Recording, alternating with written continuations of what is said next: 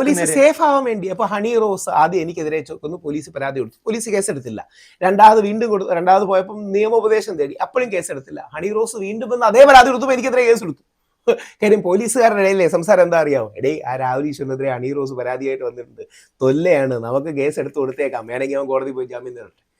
ന്യായവും നീതിയും ഒന്നുമല്ല, കേസിന്റെ മെറിറ്റും കോണ്ടന്റും ഒന്നുമല്ല. ഞങ്ങൾക്ക് തൊല്ല വേണ്ട. ഇനി നാളെ നമ്മൾ സ്ത്രീപക്ഷമല്ലെന്ന് ആരെങ്കിലും പറയൂ, മീഡിയക്കാർ ചോദിക്കും, കോടതി ചോദിക്കൂ, അതുകൊണ്ട് ഒരു കാര്യം കേസ് എടുത്താവും മേലെ കെട്ടോട്ടെ.